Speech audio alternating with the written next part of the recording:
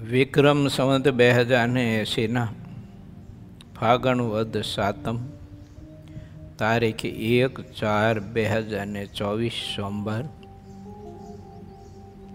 વાલા ભક્તો,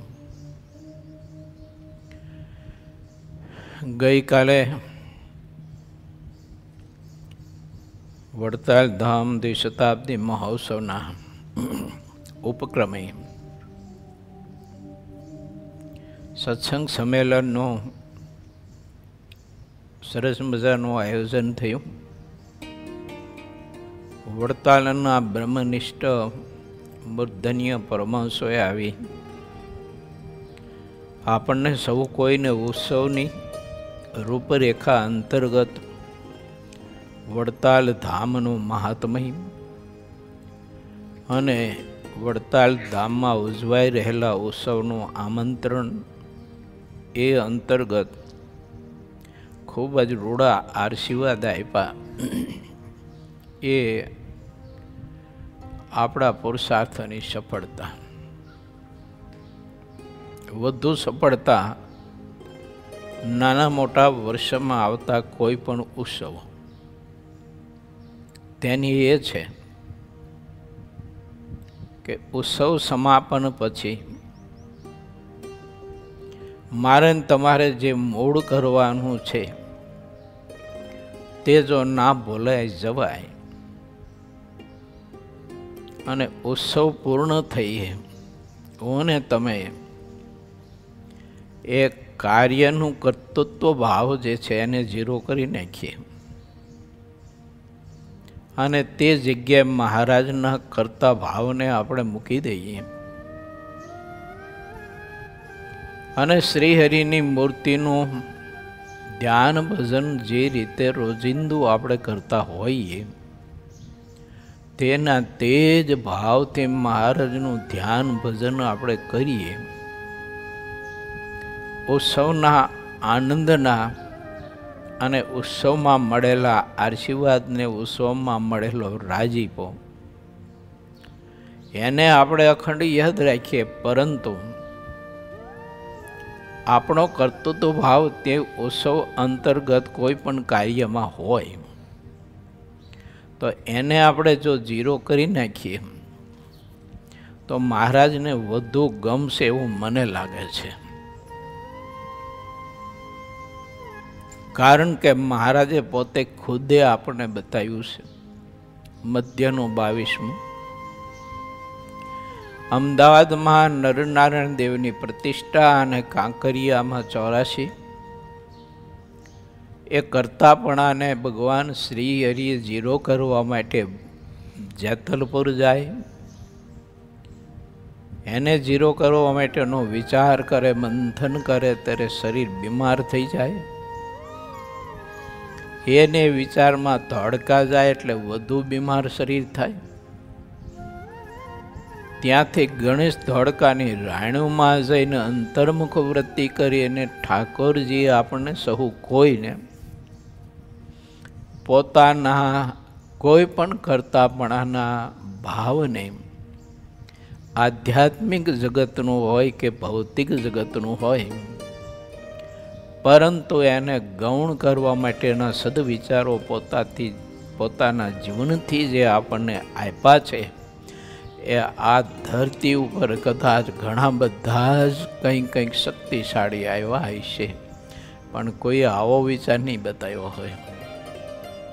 આ એક પુરુષોત્તમ નારાયણ પોતે બતાવ્યો છે. એને જો આપણે ગ્રહણ કરી શકીએ ને એને ઝીલી શકીએ ને એનું મંથન કરીને વિચાર કરી શકીએ કે આ રીતે જો આપણે ના કરી શકીએ તો જીવને કેટલું નુકસાન અને જીવને કેટલો લાભ. તમારા બધા કરતાં મારે વધારે વિચારવું જરૂરી ખરું, કારણ કે તમારા બધાની સ્થિતિ, સમજણ, જ્ઞાન, ભૂમિકા, ત્યાગ, વૈરાગ્યની ઘણી બધી ઉત્કૃષ્ટ હોઈ શકે. મારામાં કદાચ એટલી ઉત્કૃષ્ટ ન હોઈ શકે. તો વિચારવું બહુ જરૂરી નહીંતર આધ્યાત્મિક જગતની આ બધી જે કંઈ ક્રિયાઓ યા તો પ્રવૃત્તિઓ કહી તો આપણે પ્રવૃત્તિઓ એ જીવને ખાઈ જાય ખરી એમ. આ ભગવાન પુરુષોત્તમ નારાયણનો મત છે, એના વિચારો છે.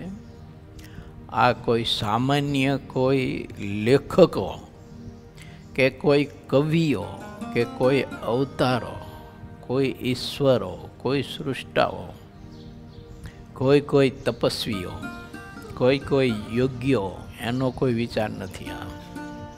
આ વિચાર છે સર્વાવતારી અક્ષરધામના અધિપતિ, અનંત મુક્તોનો નાયક, એ પુરુષોત્તમ નારાયણનો વિચાર છે.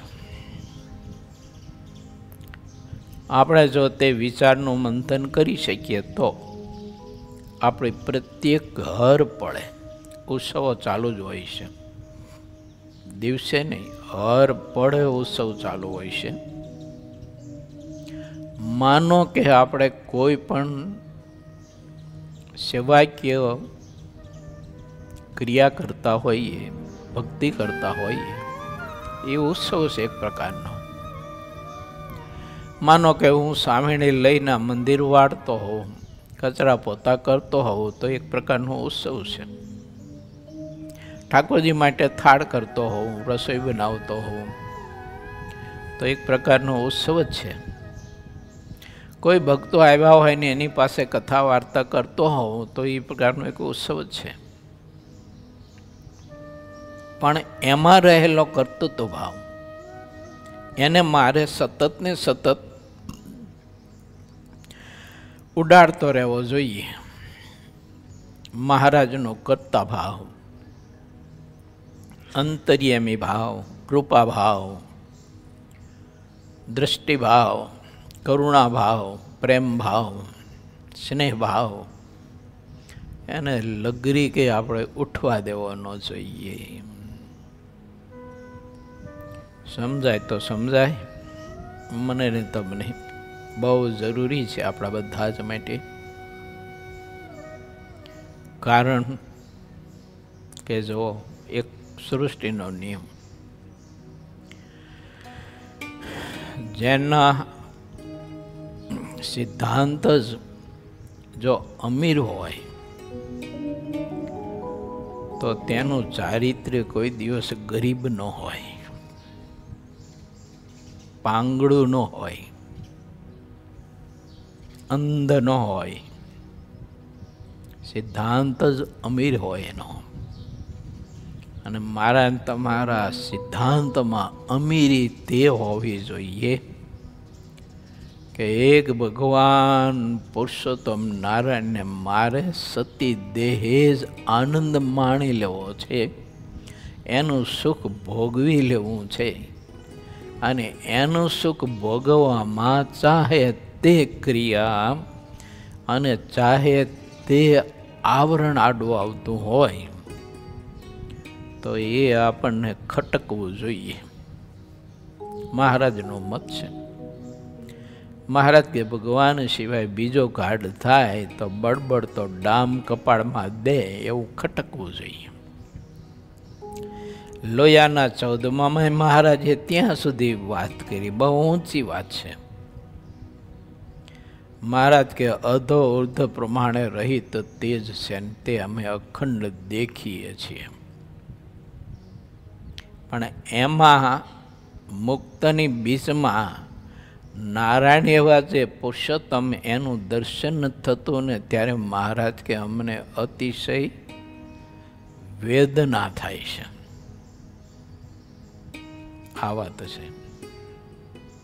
હું ને તમે આરાધના તપસ્યા કરીને એ સ્થિતિએ પહોંચ્યા અને એ હું આપણને આમ અખંડ ને અખંડ તેજ તેજ તેજ તેજ અનુભવાય છે. અખંડ એનો એટલો આનંદ આવે, એટલો આનંદ આવે, એટલું સુખ એમાં આવે.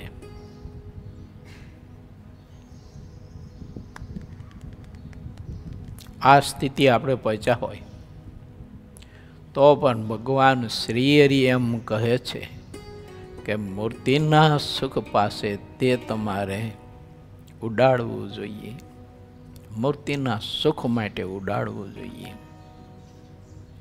ભગવાન શ્રીહરિની મૂર્તિનો આનંદ અને સુખ ભેળું તો બધું જ રહેલું છે, અને બીજા બધા ભેળું મૂર્તિનું સુખ હોય કે ન હોય.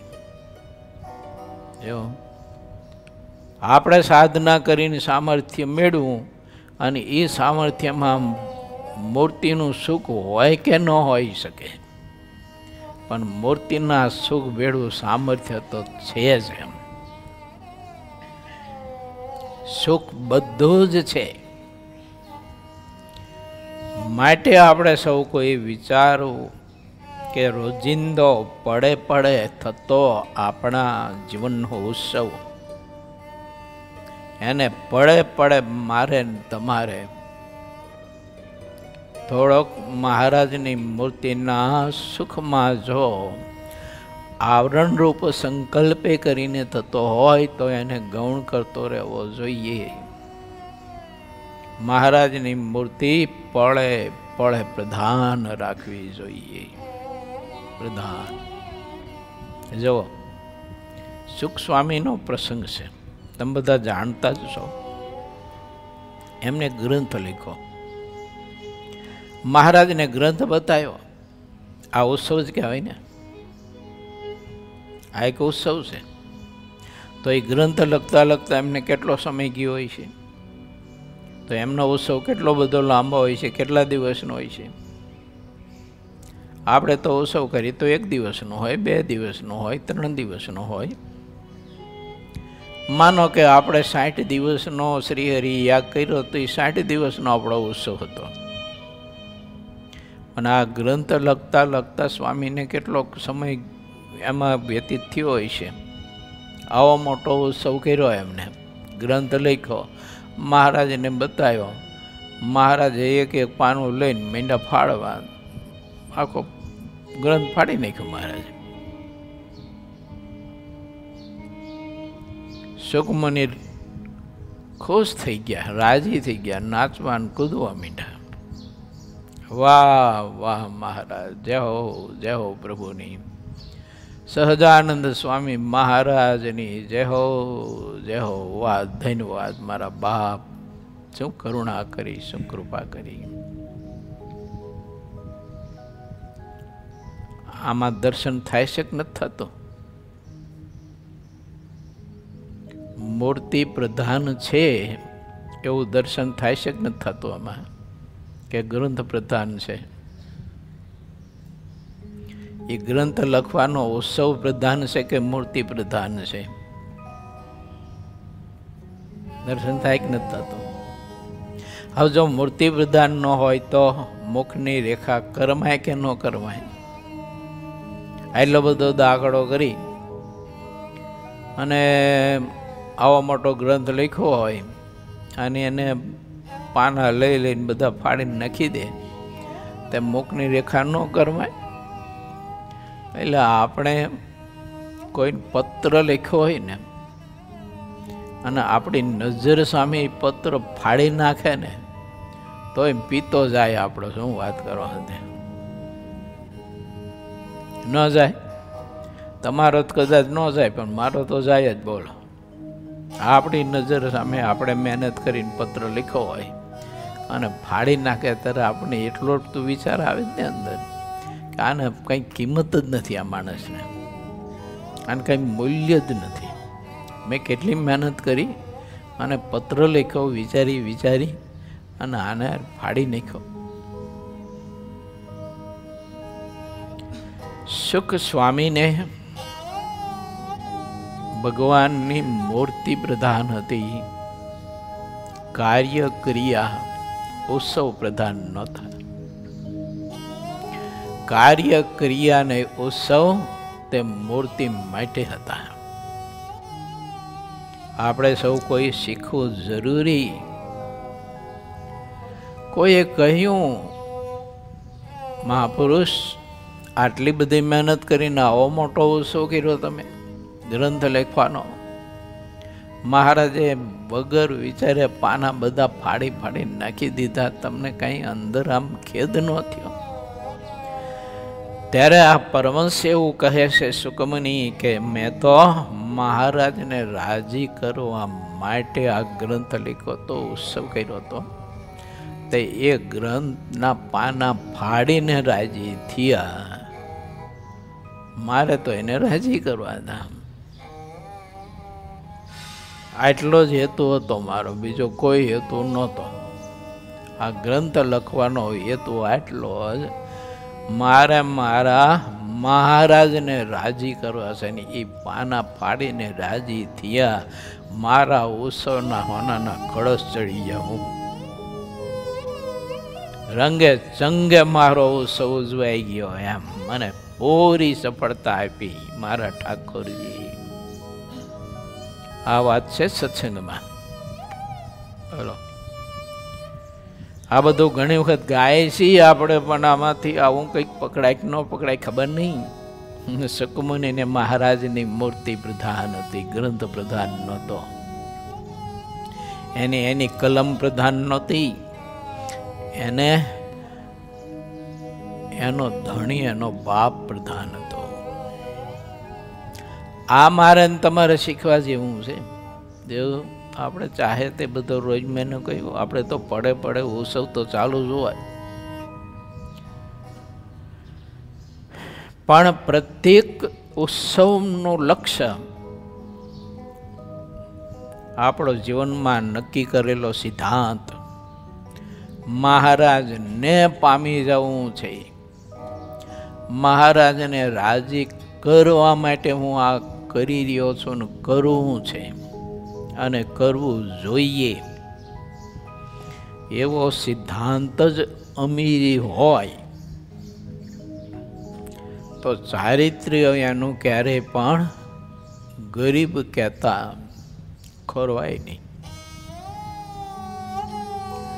આવા વિચારો ભગવાન શ્રી હરિએ આપણને વચરામૃત ગ્રંથના માધ્યમે અને પોતાના જીવન ચરિત્ર, જીવન યાત્રાના માધ્યમે ખૂબ જ આપ્યા છે.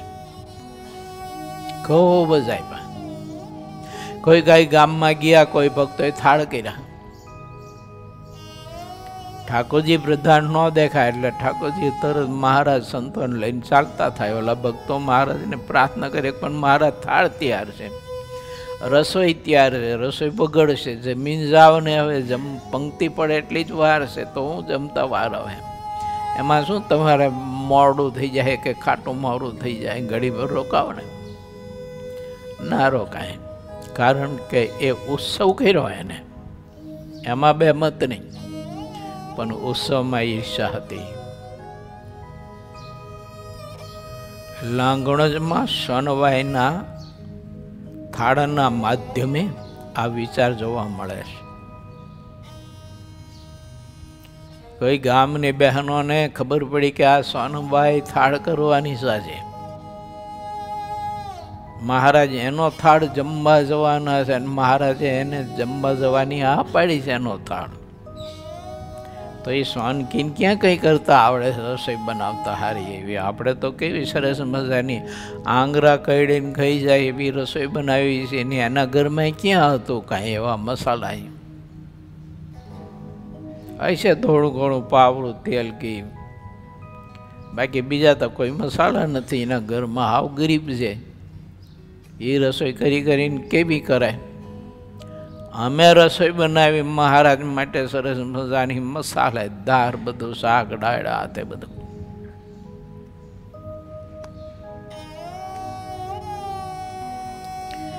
સોનબાઈને જઈને કોઈએ કહ્યું કે બેન, તમે રસોઈ કરતા હોય તો હવે જેટલી થઈ એટલી, પણ હવે બીજું ન બનાવતા કેમ?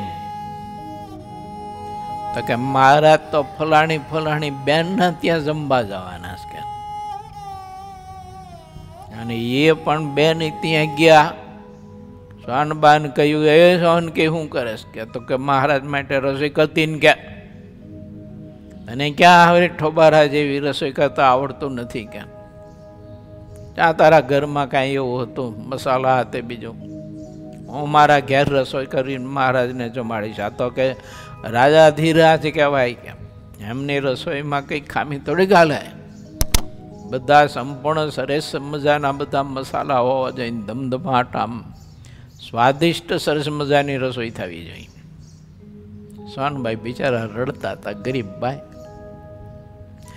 મનમાં એવું થયું કે ઘણા સમયે મહારાજે મને મારે ઘેર જમવા આવવાની હા પાડી, મારું આમંત્રણ સ્વીકાર્યું, મારો બાપ રાજી થયો, પણ અરે રે ખબર નહીં માયાએ શું આ વિઘ્ન કર્યું અને મહારાજ મારે ઘેર થાળ જમવા નહીં આવે.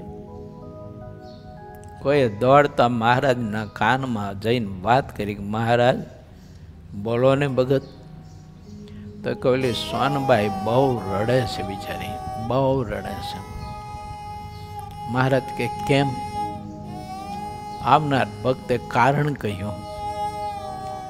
મહારાજ કે એવું છે, અંતર્યામી હોવા છતાંય પાછો અજાણ્યો થઈ જાય. આ પ્રભુનો ખેલ જબરો, પકડાય ને પકડાય, બાકી પકડાય નહીં.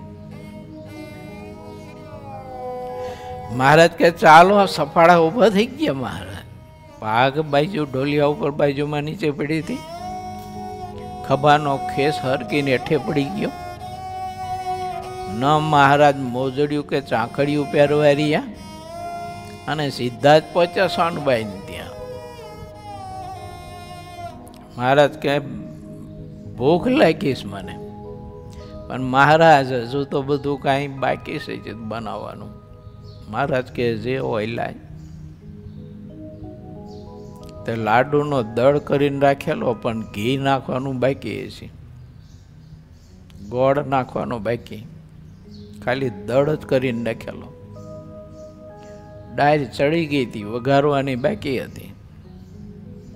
મહારાજ કે આર્યો કે લાડુનો દળ તૈયાર જ છે, કે લાય પીસ મને. ઠાકોરજી જમવા બેઠા, વઘારેલી ડાયર અધકચરી ચડેલી અને લાડુના દળમાં એ ચોરીમાં નહીં ગોળ નહીં ઘી, અને ઠાકોરજી જમવા બેઠા, જમતા જાય ને એવી મહારાજ પ્રશંસા કરતા જાય. ઓલી બધી બાયો છે ને એ બધી જોઈ રહીને ડઘાઈ જઈ.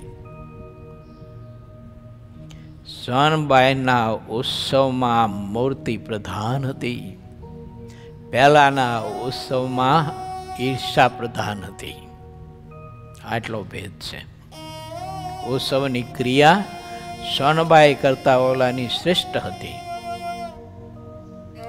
એની શોભા બહુ શ્રેષ્ઠ હતી. સોનબાઈના ઉત્સવમાં એવી કઈ શોભા શ્રેષ્ઠ નહોતી ઉત્તમ, પણ ભાવના શ્રેષ્ઠ હતી ને મૂર્તિ પ્રધાન હતી. મારે મારા ઠાકોરજીને જમાડવા છે. અને પહેલા ઉત્સવમાં ઈર્ષા હતી, અહંકાર હતો, માન હતું, એટલે ઠાકોરજીને એ ઉત્સવ પસંદ ન પડ્યો. સરસ મજાની મસાલેદાર દાળ વઘારીને કરી હશે, શાક બનાવ્યા હશે, લાડુ, ફુલકા, દાળ, ભાત, ભજીયા, પૂરી, ચટણી, પાપડ, અથાણા, કચુંબર વગેરે વગેરે. પણ એમાં મૂર્તિ પ્રધાન નહોતી. એમાં નરી ઈર્ષા અહંકારને અદેખાઈ ભરી હતી. ઠાકોરજી ના ગમ્યું. માટે આપણે સૌ કોઈ વિચારીએ કે હું ને તમે રોજિંદો જે કંઈ આપણે પડે ઉત્સવ કરતા હોઈએ, તો તે ઉત્સવમાં આવું તો કાંઈ નથી ને, અંદર મૌન તો નથી બળ્યું ને, અંદર કોઈ મૂર્તિ પ્રધાન છે ને. માટે શ્રીહરિએ આપણે સૌ કોઈને બતાવ્યું. વાલા ભક્તો, આપણે આપણા યા તો આપણે કરતા હોઈએ તે પડેના ઉત્સવો, એમાં મહારાજની મૂર્તિ આપણે સૌ કોઈ પ્રધાન રાખવા માટેનો વધુ ને વધુ પ્રયત્ન કરીએ. માનો કે હું રોજ સવારે આ કથા કરું છું તો આ એક ઉત્સવ છે, અને આ ઉત્સવમાં નરો મારો પોતાનો કર્તૃત્વ ભાવ સમજણનો કે જ્ઞાનનો કે જે કંઈ વાચ્યાતપણાનો હોય, મારી રીતે થોડું ઘણું જે કંઈ હોય એને આગળ રાખીને કરતો હોવો તો આ ઉત્સવથી ઠાકોરજી રાજી થાય કે કેમ એ મારે વિચારવું જોઈએ. એમાં મહારાજની મૂર્તિ પ્રધાન હોય ને સામે શ્રોતાઓ હોય, તે શ્રોતાઓને બધાને અક્ષરધામના મહાદિવ્ય મુક્ત માની અને એમના રાજીપા માટે થઈને હું કરતો હોઉં તો આ મારો ઉત્સવ મારા માટે સફળ કહેવાય અને એની એ ફળશ્રુતિ કહેવાય. પછી એમાં કંઈક માનની અપેક્ષા, પ્રશંસાની અપેક્ષા, બીજી ત્રીજી ચીજ વસ્તુની કોઈ પ્રકારની અપેક્ષા, એનું માવણ જો અંદર ભીડું હોય તો આ ઉત્સવથી ઠાકોરજી રાજી થાય કે ન થાય, કેમ થાય એ વિચારવું જોઈએ મારે ખુદ દે. માટે આપણે ઉત્સવ એવા કરીએ કે જેમાં મહારાજની મૂર્તિ પ્રધાન રહેવી જોઈએ, ઠાકોરજીની મરજી પ્રધાન રહેવી જોઈએ, મહારાજનું સ્વરૂપ પ્રધાન રહેવું જોઈએ, મહારાજની ઈચ્છા પ્રધાન રહેવી જોઈએ, મહારાજની આજ્ઞા પ્રધાન રહેવી જોઈએ. એમ ઉત્સવ પડે આપણે કરીએ. આ ઉત્સવ કંઈ એક જ દિવસ હોય, એનું વર્ષમાં 2 જ વખત આવે એવું નથી. આખા દિવસમાં પળે આપણે ઉત્સવ કરીએ છીએ અને એને જ ઉત્સવ કહેવાય. ઉત્સાહભેર મહારાજને રાજી કરવા માટે વાળવું, ચોળવું, રસોઈ કરવી, વાસણ માંજવા, આ વગેરે વગેરે બધું. જો વાસણ માનતા ત્યારે મનમાં એવું થતું કે હારું આજ કરવાનું સત્સંગમાં આવી ન મારે. ઘીરે તો કોઈ દિવસ જમેલી ડીશ નહીં આપણે હાથ અડાડ્યો ન હોય, ખાઈને કોગરો કરીને સીધા ઊભા થઈ ગયા હોય અને અહીંયા આવી નરા ઠામણા જ બધા ઉટકવાના, નરા કચરા પોતાના આવું જ બધું કરવાનું. ઘેરે પથારી કોઈ દિવસ છૈયા બિછાવી ન હોય ને છૈયા ઉપાડી ન હોય, કદાચ કોકની ફેરવી હોય પણ પોતાની તો ન જ ઉપાડી હોય. આ બાકી કંઈકની પથારીઓ ફેરવી નાખી હોય અને અહીંયા સારું બધું હાથે જાતે કરવાનું. જો સંકલ્પ ન થાય ને એમ સંકલ્પ થાય કે મારા ઠાકોરજી મારા ઉપર કેવી કૃપા કરીને મને કેવો સેવાનો યોગ આપ્યો, કે મારા ઠાકોરજીને મારા મુક્ત પુરુષો એનો એઠવાડો સાફ કરવા માટેની મને સેવાનો યોગ મળ્યો છે. એના એઠા ઠામણા માંજવાનો મને અવસર મળ્યો છે અને એના એઠવાડામાં મને આરટવાનો સમય મળ્યો છે. આને કહેવાય ઉત્સવ. અને આ ઉત્સવમાં મૂર્તિ પ્રધાન કહેવાય. અને કહટાતા કરતા હોય આપણે, જો મરેલી ઘો જેવું મોઢું કરીને, તો એ થોડોક ઉત્સવ કહેવાય. બાકી ઉત્સવ જ છે. તમે લોકો વાસણ ઉટકતા હોય અને વાસણ ઉટકતા આવો જો ભાવ રહેતો હોય, લોયાના 6 વચનામાં લખ્યું છે, અંત્યના મધ્યના 59માં લખ્યું છે, ભગવાનના સંતની સેવા તો મહારાજ કે મોટા મોટા સૃષ્ટાઓને મળવી દુર્લભ છે, એવું લખ્યું છે. વાંચજો મધ્યનો 59માં. મોટા સૃષ્ટાઓને મળવી દુર્લભ છે, એ સેવા મને મળી છે તો મારું કેવું મહાપરમ ભાગ્ય, અને મારો ઠાકોરજી મારા ઉપર કેવો રાજી. મને આવા મહારાજના મુક્તો એની સેવા મને આપી મારા ઠાકોરજીએ. મને ઠાકોરજીએ હાથ આપ્યા તે મારા હાથ એ ઠાકોરજીના મુક્તની સેવા કરવામાં ઉપયોગ આવ્યા. ઓહો ધન કરી, કેવી કૃપા પ્રભુની મારા ઉપર. નહીતર આ જીવ રહ્યો ને એને આવા હાથ તો ઘણી વખત મળેલા, અને આવા હાથથી છોકરાના બારતિયા ધોયેલા, એને બીજું શું કરે? દેહ માટે ને દેહીઓ માટે આ હાથથી જે ક્રિયા કરીશ આપણે, રોટલા ઘડતા એક પાવડો કે કોદરે લઈને ખોદતા હોય, કે હાથમાં બંડલ લઈને ગણતા હોય રૂપિયા, કે પછી કોમ્પ્યુટર ઉપર આમ ટક ટક ટક ટક કરીને પછી પૈસા કમાતા હોય. પણ એ તો દેહ માટે ને દેહીઓ માટે હાથ ઉપયોગ આવ્યા, પણ મહારાજને મહારાજના મુક્ત માટે હાથ જે દિવસે ઉપયોગ આવે ને ત્યારે સમજો કે આ સાચો ઉત્સવ છે, આપણી સફળતા છે. આને ઉત્સવ કહેવાય. મહાત્મ્ય સહિત મહિમા સમજીને ભગવાનને ભગવાનના સંત ભક્તની જ્યારે પરિચર્યા કરે છે જીવ, એના જેવો કોઈ મારા બાપ સફળ ઉત્સવ નથી. આ સફળ ઉત્સવ કહેવાય. મહાત્મય સમજીને કરીએ તો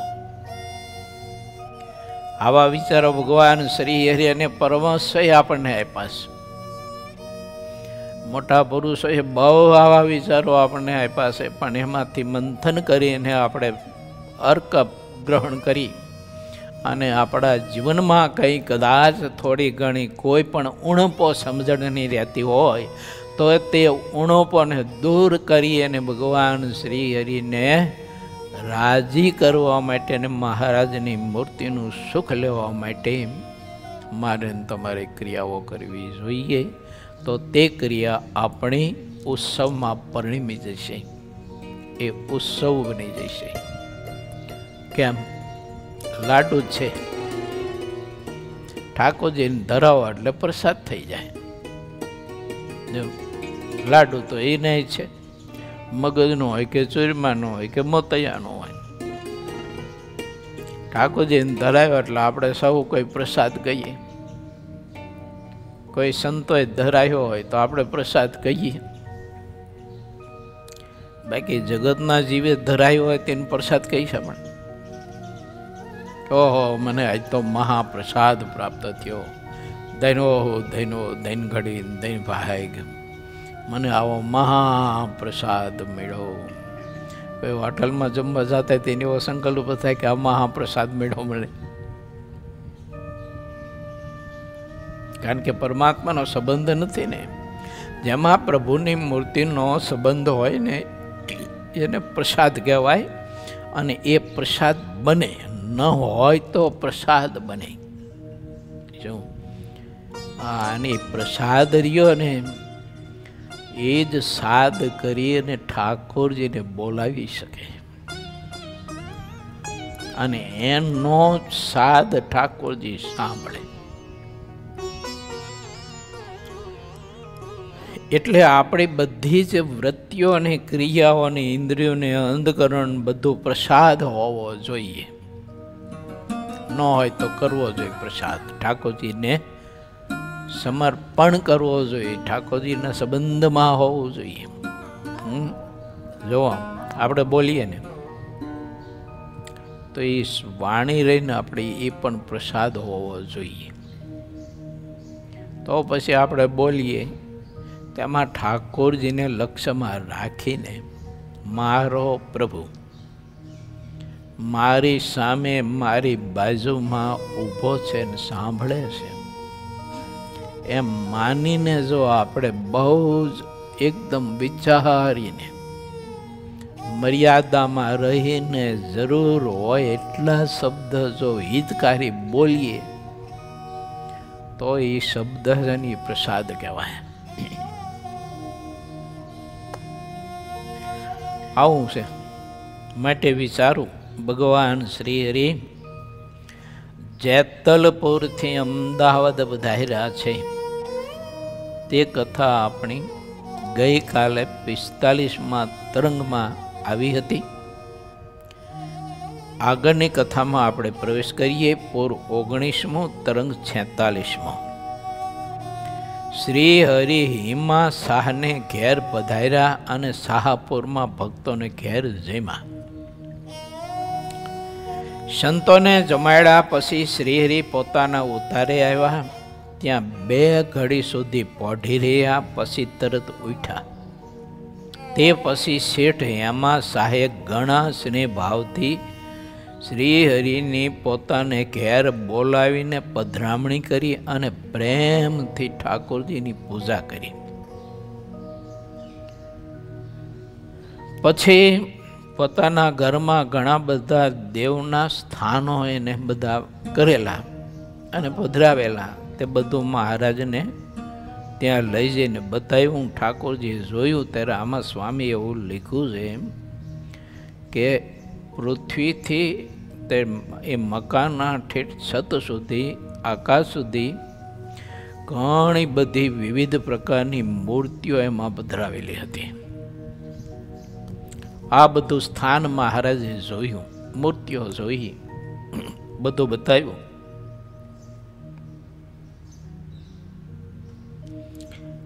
જમીનથી ધાબા સુધી એવું લખ્યું છે.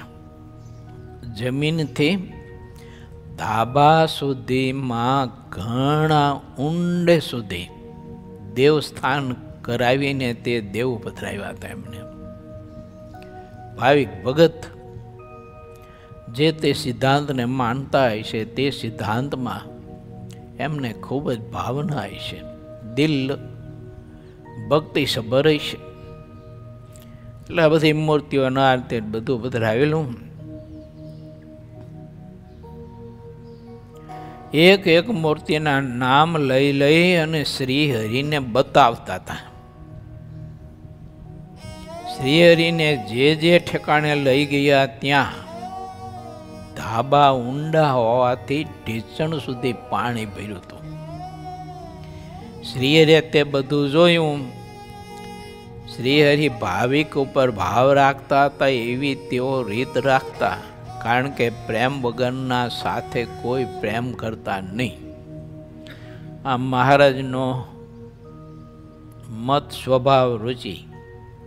જે પ્રેમ રાખે તો પ્રભુ એને પ્રેમ બહુ આપતા.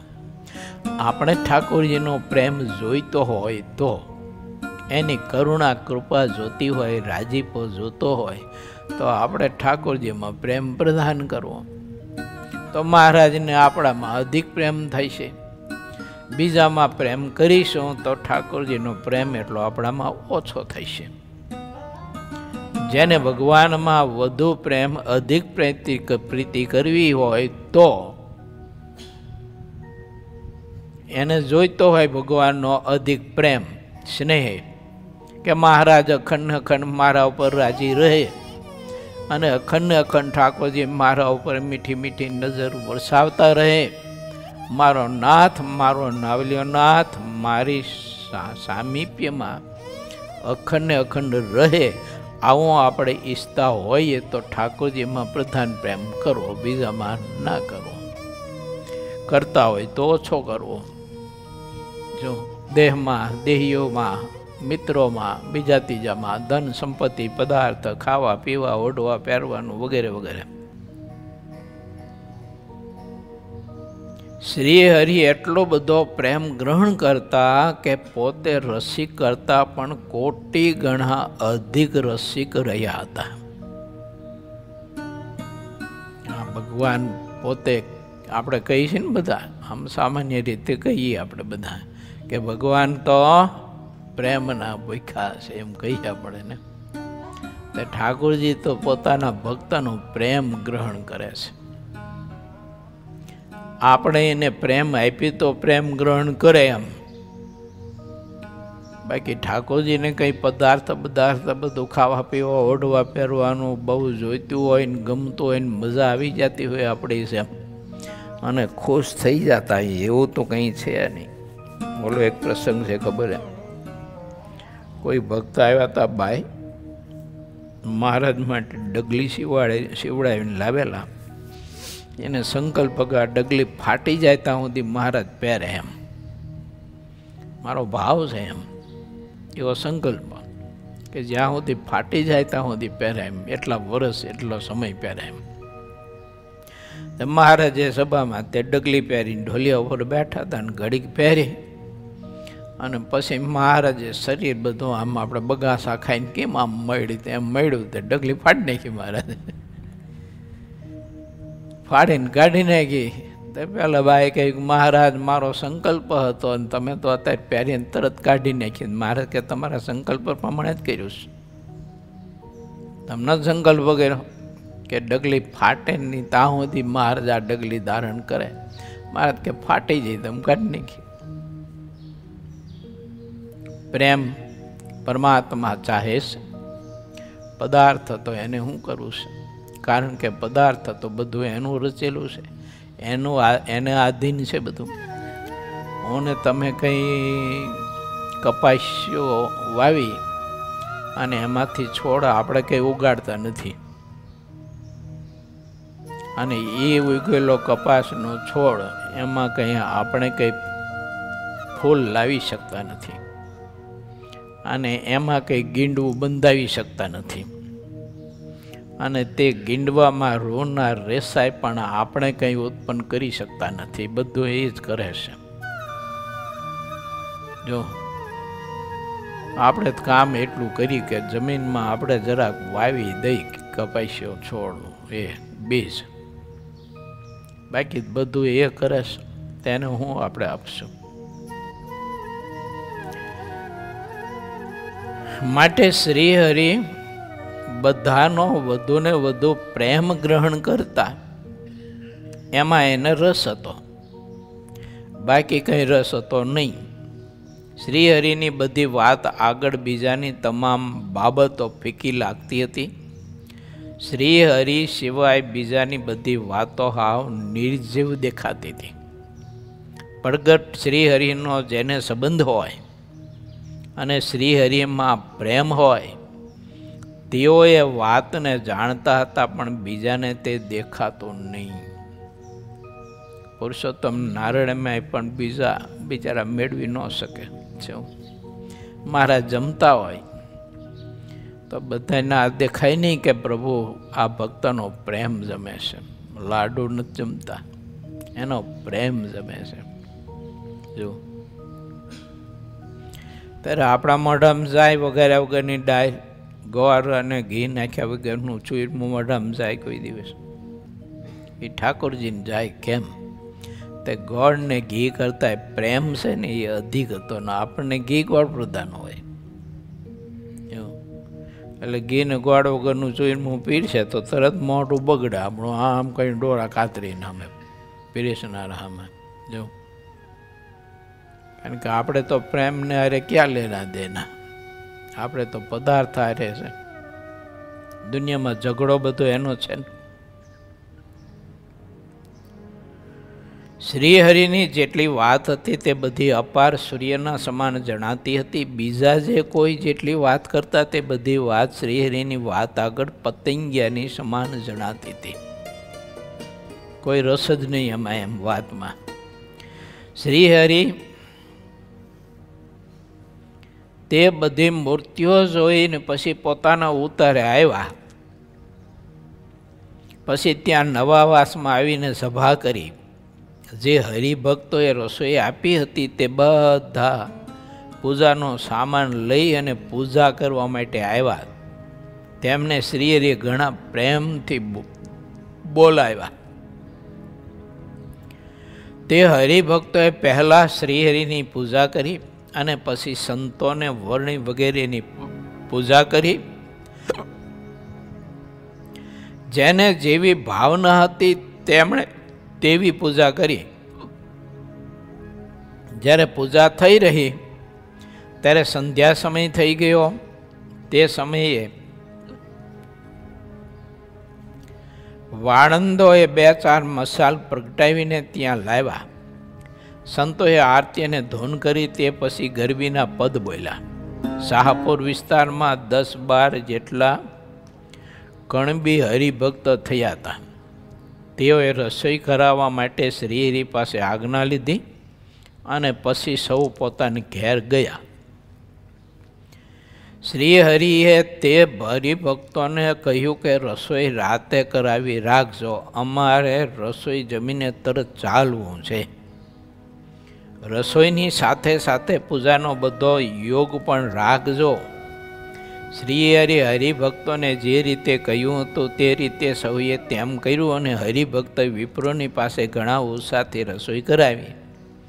તે સમયે શ્રીહરિએ ધર્મ સંબંધી થોડી વાતો કરી અને પછી પલંગ ઉપર બોડી ગયા. પછી જે સંતોને હરિભક્તો હતા તે બધા ત્યાંથી ઉઠ્યા. સૌ પોતપોતાને ઉતારે આવ્યા. મુક્તિ સ્વામિનારાયણ એવું નામ રટન કરતા હતા. સંતો શ્રીહરિનું ધ્યાન કરતાં કરતાં સૂઈ ગયા, તેથી ધ્યાનનું નિયમ બંધ રહ્યું. જ્યારે અરુણોદય થયો ત્યારે સૌ ઉઠ્યાને પહેલાં નારાયણ ધૂન કરી અને તે પછી થોડી વાર ધ્યાન કર્યું. પછી સૌ સાબરમતી નદી ઉપર સ્નાન કરવા ચાલ્યા. સૌ સ્નાન કરીને પોતાને આસને આવ્યા. તેમણે પહેલાં માનસી પૂજા કરી, પછી સૌએ બાહ્ય પૂજા કરી. પૂજાની જેટલી વિધિ હતી તે સૌ કરતા રહ્યા. શ્રીહરિએ પૂજાની બધી વિધિ કરી લીધી ત્યારે રસોઈ તૈયાર થઈ ગઈ અને શાહપુરના હરિભક્તો બોલાવવા આવ્યા. એટલે શ્રીહરિ ત્યાં જવા ચાલતા થયા. સંતો, વર્ણી, પાર્ષદો, ક્ષત્રિય ભક્તો સૌ શ્રીહરિની સાથે ચાલ્યા અને શાહપુર આવ્યા. શ્રીહરિ પ્રથમ જયમાં, પછી સંતોની પંગત કરી. જ્યારે શ્રીહરિ જમી રહ્યા ત્યારે સંતોને લાડુ પીરસ્યા. જ્યાં સુધી સંતો જમી રહ્યા ત્યાં સુધી શ્રીહરિ અત્યંત ભાવથી પીરસતા રહ્યા. જ્યારે સંતો જમી રહ્યા ત્યારે પીરસતા બંધ થયા. શ્રીહરિ આવીને પલંગ ઉપર બેઠા. ચોકમાં મંડપ બાંધી દીધો હતો. સંતો અને વર્ણી બધા જમીને ત્યાં આવ્યા. ત્યાં સૌની ઘણી સુંદર સભા થઈ. પછી બધા હરિભક્તો ઘણા પ્રેમથી શ્રીહરિની પૂજા કરવા માટે આવ્યા. શહેરના તે વિભાગમાં ઠેર ઠેર ચારે બાજુ હરિભક્તોના ઘર હતા. હરિભક્તોએ કેસરયુક્ત ચંદન શ્રીહરિને ચર્ચ્યું, ફૂલના હાર પહેરાવ્યા અને ભુજાઓ ઉપર બાજુબંધ બાંધ્યા. મસ્તક ઉપર કસુંબલ સોનેરી પાગ બંધાવી અને ઘણા પ્રેમથી ભારે મહેલો સોનેરી કસુંબી રેંટો ઢાળ્યો. પાગ ઉપર ફૂલના તોરા ધરાવ્યા. કાન ઉપર ફૂલના ગુચ્છ ઘણા ભાવથી ધરાવ્યા. આ રીતે સૌ હરિભક્તોએ શ્રીહરિની પૂજા કરી. પૂજા કરીને આરતી ઉતારીને સૌ મુક્તિ શ્રીહરિનો જય જયકાર કરવા લાગ્યા. જ્યારે આરતી કરી રહ્યા તે પછી સૌ વિનય ભર્યા વચન બોલ્યા. તે પછી સંતો અને વર્ણીઓની કેસરયુક્ત ચંદન લઈને પૂજા કરી. સૌને ફૂલના હાર પહેરાવ્યા. આ મંડળના જે મહંતો હતા તે બધાને એક એક ચાદર અતિ ભાવથી ઓઢાડી અને મોટા વર્ણીઓને પણ એક એક ચાદર ઓઢાડી. પછી શ્રીહરિ સંતો અને વર્ણીઓની સાથે ત્યાંથી ચાલી નીકળ્યા. શ્રીહરિના મસ્તક ઉપર છત્ર ધારેલું હતું. મહારાજ શાહપુરથી ચાલતા થયા.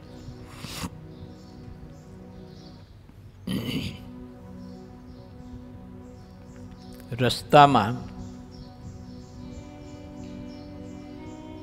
કોઈ એક આધેડક પુરુષ ઊભો હતો,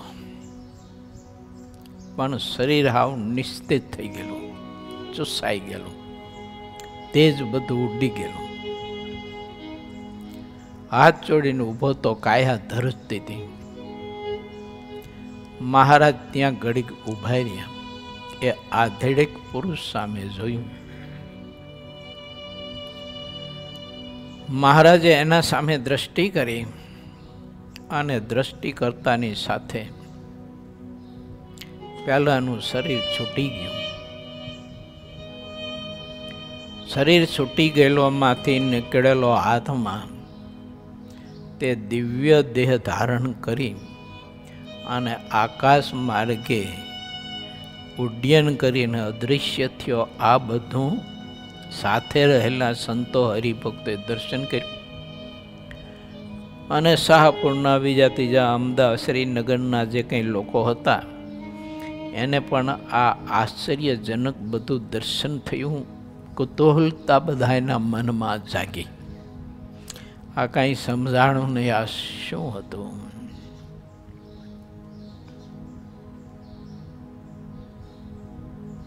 પછી ધર્મકુમાર શ્રીહરિ શાહપુરથી જ્યારે રસ્તા ઉપર થોડા આવ્યા હતા તે વખતે માર્ગમાં દક્ષિણ તરફ 10-12 ઘોડા બાંધેલા હતા. સોદાગરે તે અશ્વમાં રોજા ઘોડાને બાંધ્યો હતો. શ્રીહરિ જ્યારે કાંઈ બોલ્યા ત્યારે તે ઘોડાએ હણહાટ કર્યો. શ્રીહરિ ચાલીને તે ઘોડાની પાસે ગયા ત્યારે તે જોઈને ઘણા ઉત્સાહિત થયો. પછી તેની અંધારી કહેતા ઘોડાની આંખે બાંધવાનો જે ડાબલો હોય ને તે મહારાજે છોડાવી નાખ્યો. હરિભક્તોએ પહેલાં આ ધૈડક પુરુષનું જે દ્રશ્ય નિહાળ્યું હતું ને દર્શન કર્યું હતું ને એ મનમાં વિચારો ઘોળાતા હતા ને ત્યારે મહારાજને પછી પૂછ્યું, હે મહારાજ, બોલો આ ધૈડક એક પુરુષ કાયા હાવ ચૂસાઈ ગયેલી થરથર ધ્રુજતો હતો, તમે એના ઉપર કૃપા કરી, દયા કરી, કોણ હતો? મહારાજ કે તે ફલાણા ફલાણા લોકનો મુક્ત હતો અને એને આરાધના કરતા કરતા કરતા કરતા ખબર નહીં કે એની તપસ્યાને આરાધનાનું થોડું ઘણું એને માન બંધાયું. એમાં એક ઋષિ હતા, બહુ ગરીબ સ્વભાવના હતા અને પરમાત્માને પામી જવા માટે કઠિન આરાધના કરતા હતા. અને આ જે તપસ્વી હતો તે ઋષિ કરતા તો ઘણો બધો રૂપાળો ને ઘણો બધો શ્રેષ્ઠ દેખાતો હતો. ત્યારે મહારાજ કે એને થોડુંક પોતાના રૂપનું અભિમાન આવ્યું. ત્યારે પહેલાં જે સંત ઋષિ તપસ્યા કરતા હતા એનું શરીર તો હાવ બેડોળ હતું. એ જોઈને એને હસવું આવ્યું તો એ મસ્કરીનું પરિણામ આ એને શરીરમાં પ્રવેશ કરીને ભોગ્યું. પણ મહારાજ કે તપસ્વી હતો, તપ કરતો હતો તે લોકમાં, અને અમારી આજ્ઞાએ કરીને અમારા સંત સંદાસજી તે લોકમાં ત્યાં ગયેલા અને ત્યારે અમારા સંદાસનું આને દર્શન થયું અને એને ગુણ આવ્યો હતો કે કેવા ભગવાનના સંત છે. કયા ભગવાનના છે, કોના છે તો ખબર નહીં, પણ ભગવાનના કેવા સંત છે આટલો ગુણ આવેલો. એટલે મહારાજ કે તે ઋષિએ આ ધૈડક દેહમાં પ્રવેશ કરેલો અને ઘણા વર્ષ સુધી એને પોતાના રૂપના અભિમાનના કારણે પહેલાં ગરીબ સ્વભાવના જે ઋષિમુનિ તપસ્યા કરતા હતા અને એની મસ્કરીના રૂપમાં હૈસો તો એટલે એને આ બધી પીડા શરીરમાં ભોગવવી પડી. પણ સંત સ્વામીનો, સંદા સ્વામીનો ગુણ આવ્યો. એ ગુણના પ્રતાપે મહારાજ કે આજે અમારું એને દર્શન થયું છે. સત્સંગમાં કેવી વાતો છે અદ્ભુત. સંતો બજારમાં નીકળ્યા હોય, સંતો ગમે ત્યાં જોરીએ નીકળ્યા હોય, પધરામણે નીકળ્યા હોય, યાત્રાએ નીકળ્યા હોય, કોઈ જીવની નજર ચડી જાય, નજરે એના ઉપર જાય અને ખાલી ગુણ જ આવે ને એટલો સંકલ્પ થાય ને આ સંત બહુ સારા છે. પછી માણસ ભલે હાવ હડેલો હોય, પણ તોય ઠાકોરજી બીજા જન્મે છે એને સત્સંગમાં જન્મ આપી અને પોતાની દૃષ્ટિનો યોગ આપે ખરા, સંકલ્પનો યોગ આપે. આ સત્સંગની ગરિમા અને આ સત્સંગની મહત્તા, આ સત્સંગનો પ્રતાપ છે. એટલે આપણા પરમહંસો કહે છે ને કે સત્સંગ તો ચિંતામણીને કલ્પ વૃક્ષ કરતાં પણ અધિકને શ્રેષ્ઠ છે. ખાલી દૃષ્ટિઓ, ગુણ,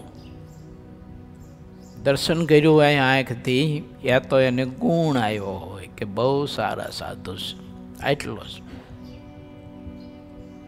હરિભક્તોને સંતોને મહારાજે આ વાત કહી ત્યારે સત્સંગનો અધિક મહિમા સમજાયો હતો તો ખરો જ, પણ અધિક સમજાયો કે આપણા ઉપર ભગવાન શ્રી હરિની કેવી કૃપા કે આવા સત્સંગના યોગમાં શ્રીહરિ આપણને રાખ્યા, કૃપા કરીને.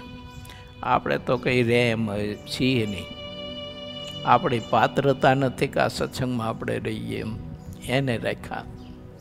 હું ઘણી વખત મારી જાત માટે વિચારું કે ઠાકોરજી આ સત્સંગમાં ટકાવ્યા રાખ્યા, આ ત્યાગાશ્રમમાં રાખ્યા ટકાવ્યા, એ ઠાકોરજીની કૃપા તો જો. અરે આપણી તો કાંઈ નમ્ર પાત્રતા જો, તો એ ઠાકોરજી આપણને ટકાવ્યા, ડભાવ્યા અને રાખ્યા સત્સંગમાં. કેવો દિવ્ય સત્સંગ છે અને કેવો દિવ્ય ત્યાગાશ્રમ છે. કલ્પવૃક્ષ ને ચિંતામણી તો આની પાસે કશોય ન ગણાય મારા બાપ. જો આ ત્યાગાશ્રમ રૂપી જે આશ્રમ છે ને, એની પાસે ચિંતામણી, કલ્પવૃક્ષ, અમરફળ અને અમૃત સ્વર્ગનું, એ તો મારા બાપ કાંઈ ન કહેવાય એમ. એવો આ શ્રેષ્ઠ આશ્રમ છે અને એવો ને એવો શ્રેષ્ઠ ગ્રસ્તાશ્રમ છે. પણ મહારાજની આજ્ઞાએ કરીને જો આશ્રમ સ્વીકાર્યો હોય આપણે, તો આપણા માટે એ અમૃત કરતાં, કલ્પવૃક્ષ કરતાં, ચિંતામણી કરતાં શ્રેષ્ઠ છે. પણ વાસના અંદર ખદબદતી હોય, વિકારો અંદર નરાભેરા હોય, અને વિકારોની વૃત્તિને સંતોષવા માટે આશ્રમ સ્વીકાર્યો હોય, તો એ કલ્પવૃક્ષ ચિંતામણી ન કહેવાય, એ તો ગાંડા બાવળના બાવળિયા જેવો કહેવાય. જો એ ખીજડા જેવું કહેવાય, એમાં બધું કંઈ બહુ માલ નહીં. પણ મહારાજની મરજી કરીને, મહારાજની આજ્ઞાથી, ઈચ્છાથી જ્યારે આપણે સ્વીકાર્યો હોય અને તે આશ્રમમાં આપણે રહ્યા હોઈએ, તો તે આશ્રમ આપણા માટે ચિંતામણીને કલ્પવૃક્ષ કરતાં પણ અતિ અતિ અધિક છે. આ ત્યાગાશ્રમમાં જો કેવું સુખ, કેવો આનંદ. પહેલી વાત તો એ વિચારીએ તો સમજાય. તો પહેલી વાત એ કે યાર આપણા સ્વભાવો કે આપણું કરવું હાલે જ નહીં. કેવી મોટી વાત કહેવાય, બોલો. આપણા સ્વભાવો અને આપણું આ ત્યાગાશ્રમ મારું કશું હાલે જ નહીં. કેવી જબરી વાત, બોલો. સમજણ હોય તો આત્મા સ્વભાવ અને ધાર્યું કરવાથી કેટલો બધો પર થઈ જાય, કેવી સિદ્ધિ મળે એને, કેવો નિર્માની થઈ જાય, હે, કેવું દાસત્વપણું એનામાં આવી જાય. કેવો પ્રતાપ છે આશ્રમનો. ખાલી આશ્રમના પ્રતાપની વાત કરું છું. હા, પછી તે આશ્રમમાં રહેનારા જે મહાપુરુષો હોય, એના ભેળો જ્યારે આત્મા રહે, ત્યારે એ આત્માને તો કેટલો બધો આનંદ અને કેટલું બધું સુખ કહેવાય. મહારાજે લખ્યું છે, મહારાજ કે એમ માનું કે ભાગ્ય વસાત થઈને સ્ત્રી છોકરાના તિરસ્કાર સહવા પડત અને ડોડીની ભાજી કે મોત ખોદીને ખાવી પડે, એના કરતાં સંતના ભેળો રહી અને મને રોટલો ને છાશ તો ખાવા મળે છે. મને આ સંતો ભેળા રહીને જેવી તેવી ગોદડી ઓઢવા તો મળે છે. મારું કેવું મહાપરમ ભાગ્ય છે એમ માની અને સંત તરફથી આપણા સ્વભાવને ઉખેડી નાખવા માટે યા તો આપણા સ્વભાવને નિર્મૂળ કરવા માટે થઈ અને જે કંઈ આપણને વાણી પ્રસાદ મળતો હોય તો એને પ્રેમથી આરોગવો જોઈએ, પ્રેમથી ગ્રહણ કરવો પડે. આવું વિચારીને કે મારું કેવું ભાગ્ય ને તરણ ભાગ્ય વસાત થઈને સ્ત્રી છોકરાના તિરસ્કાર સહવા પડત એના કરતાં સંતના મધ્યમાં પડી અને પડ્યો છું અને આ સંતોનું મને આવું પવિત્ર દર્શન થાય છે અખંડ. મારું કેવું પરમ ભાગ્ય છે. મોક્ષનો જે ભૂખો માણસ હોય ને જીવ એ આવું વિચારી શકાય. બીજા તો અવળા થઈ જાય તારે હું કંઈ કમ છું, ક્યાં મને કહ્યું તમારાથી બોલાય કેમ મારી અમે મને કેમ કહેવાય. જો અરે અહીંયા તો જમાવટ થઈ જાય, પછી મહાભારત શરૂ થઈ જાય વાત વાતમાં, સમજણ ન હોય એટલે. માટે મહાત્મા ખૂબ સમજવું. જો આ મેળવ્યું છે કંઈ જેવું તેવું નથી, કંઈ બહુ જ મહામૂલ્યવાન છે. આશ્રમ ચારેય શ્રેષ્ઠ છે, પણ પ્રભુની આજ્ઞાથી પ્રભુની મરજીથી આશ્રમમાં આપણે જો પ્રવેશીએ અને આશ્રમ સ્વીકારીએ અને આશ્રમમાં રહીએ તો કર્મ વસાત અને કર્મની મજબૂરીથી જે તે આશ્રમમાં આવી પડ્યા હોય એ કે આશ્રમમાં રહ્યો ન કહેવાય, કે એ તો આશ્રમમાં આવી પડ્યો કહેવાય. એને કાંઈ સુખ ન હોય આશ્રમનું. ગ્રસ્ત આશ્રમમાં હોય તો પીડા ને પીડા જોવાય. ઘણા કહેતા હોય શું કે સ્વામી તમે ફાવી ગયા, કે અમારા ગ્રસ્ત આશ્રમમાં તો કાંઈ સુખ જ નથી, કે તમે ફાવી ગયા. પછી અમને એવું થતું ગ્રસ્તો ફાવી ગયા, હાથે કપડાં ધોવાના ને વાસણ ઉટકવાના ને એમને નહીં કપડાં ધોવાના, કપડાં ધોવાવાળા હોય ને વાસણ ઉટકવાવાળા હોય ને રસોઈ કરવાવાળા હોય ને એના બૂટ ચંપલ ને ઓલું શું કરે, ઓલું કંઈક ચોપડે ને શું કે પાલેશ, એ પાલેશ કરવાવાળા હોય ને હાવણી મારવાવાળા હોય ને અમારે તો સારું બધું જાતે કરવાનું. કારણ કે આવી પડ્યા હોય એટલે એમ હોય એમ. અને હરિની આજ્ઞાને મરજીથી જ્યારે આશ્રમને સ્વીકાર્યો હોય ને ત્યારે એમ થાય કે ઓહો ધન ઘડીને ધન ભાગ, કે આવા મહાપુરુષોની જાયગામાં મને લીપણ કરવા માટેની સેવાનો યોગ મળ્યો છે એવું થાય. હું મોડીમાં હતો ને ત્યારે ઓલું લીપણ હતું ને, ગાયર હતી, મહિને 2 મહિને ગાયર કરતો.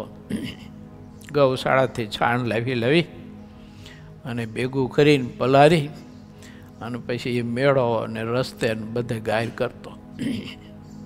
ત્યારે એવું થતું કે કેવું ભાગ્ય ભગવાને બદલાયું. જે જીવણું સ્વાર્થી લોકો માટે રાત દિવસ ચામડા તૂટી જાય એટલી મહેનત કરે તોય એ પાણી જેવી શાહીને રોટલો ખાવા મળે કે ન મળે. અને આવા ભગવાન જેવા સંત, અમારા ગુરુ કેટલા બધા શ્રેષ્ઠ સંત, ભગવાનની મૂર્તિનો કેવો સંબંધ. અને એ સંત જ્યાં જાયગામાં બેસતા ઉઠતા હોય, પડતા હોય, પૂજા કરતા હોય ને તે જાયગાનું આપણને લીપણ કરવા માટેની સેવા મળે, કેટલી મોટી શ્રેષ્ઠ વાત કહેવાય. કેવો મોટો ઉત્સવ કહેવાય. આથી બીજો દુનિયામાં મોટો ઉત્સવ ન હોય કોઈ બ્રહ્માંડમાં, જો મહાત્મા હોય તો. આ અનુભવેલી વાત તમને કહું છું. જો એ જાયગાનું લીપણ કરવા માટેની સેવાનો અવસર આજે યાદ આવે છે મને. એ કેવો અવસર હતો, કેવી ઘડી હતી. એ ઘડીને તે અવસર હવે તો જીવને કામ મળે. માટે મહાત્મા સમજીને જો આપણે આશ્રમનો સ્વીકાર કર્યો હોય તો અખંડ ને અખંડ આનંદ હોય, અને કર્મની મજબૂરીના ઘરે આ કારણે આવી પડ્યા હોય તો એ આશ્રમનો આનંદ સુખ ખબર નહીં. હવે એને ખબર હોય કેવું હોય. તો મહારાજે ખૂબ કૃપા કરી અને બધા ભક્તોને ખૂબ આનંદ આપ્યો. અને ઓલા ઘોડાને મહારાજે ડાબલા છોડાવી નાખ્યા. ઇતિ શ્રી સહજાનંદ સ્વામી શિષ્ય સિદ્ધાનંદ મુનિ વિરચિત શ્રી હરિચરિત્રામૃત સાગરના 51 પૂરમાં શ્રી હરિનગરમાં હિમા શાહને ઘેર પધાર્યા અને શાહપુરમાં ભક્તોને ઘેર જીમાં એ નામે 46મો તરંગ સમાપ્ત થયો.